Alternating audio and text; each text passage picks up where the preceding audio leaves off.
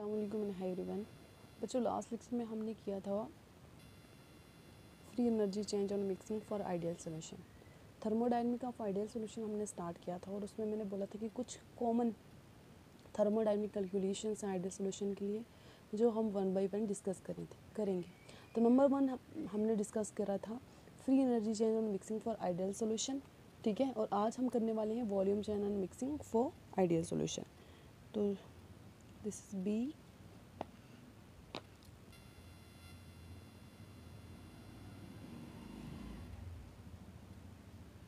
volume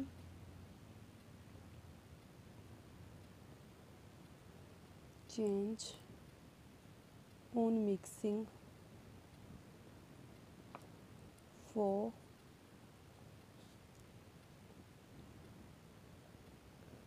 ideal solution.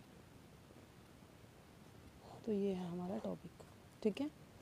कि जब दो कंपोनेंट्स आपस में मिलेंगे और एक सॉल्यूशन बनेगा, उस सॉल्यूशन में क्या वॉल्यूम को चेंज होगा, तो वही हमें यहाँ प्रूफ करना है। तो हमें पता है आइडियल सॉल्यूशन के लिए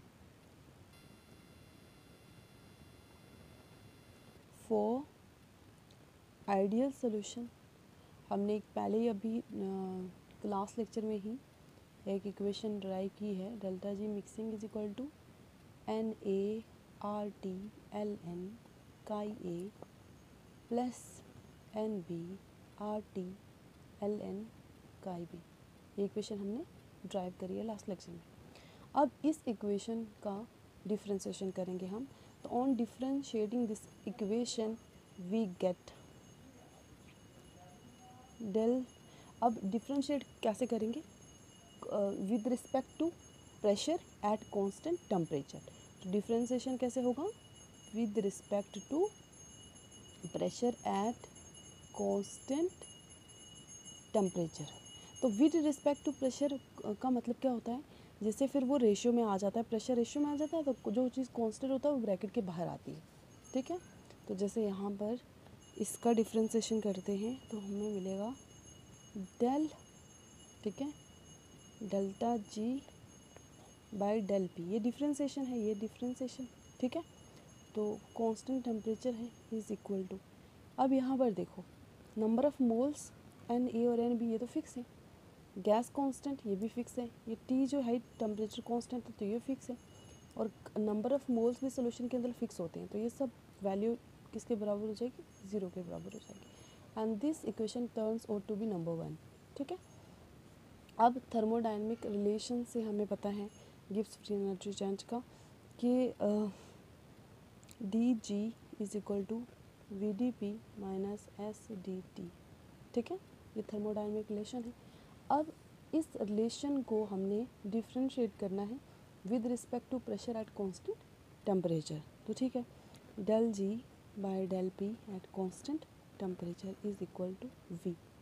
अब ऐसा क्यों हुआ? ये वी के बराबर कैसे आ गए? देखो, बिकॉज देखो जब हम इसका डिफ्रेंशिएशन करेंगे तो हम क्या करेंगे? Del by del P V d P, ठीक है।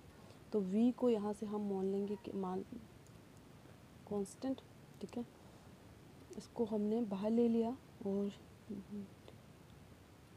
Del P by del P, ठीक है।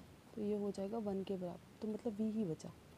तो यहाँ पर एस डी टी जो है, टी जो है वो ज़ीरो के बराबर है, तो S into D into zero, तो ये सब चीज़ें ज़ीरो के बराबर हो जाएंगी, ठीक है।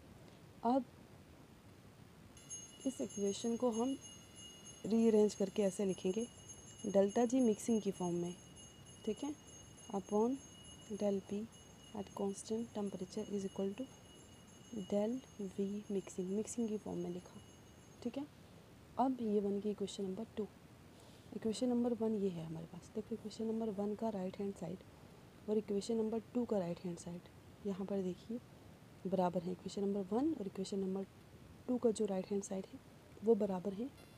कुछ लोग करेंगे नहीं तो यहाँ पर मिक्सिंग लगा देंगे, डेल्टा जी मिक्सिंग, ठीक है। तो बराबर है और लेफ़्ट हैंड साइड भी बराबर होंगे। तो ये लेफ़्ट हैंड साइड ये, तो हम ऐसे लिख सकते हैं delta G mixing is equal to zero. तो यही हमें प्रूफ करना था कि जब भी हम दो कंपोनेंट से एक सॉल्यूशन बनाते हैं तो उसमें जो वॉल्यूम चेंज होता है on mixing that is equal to zero. तो आज के लिए इतना ही, थैंक यू।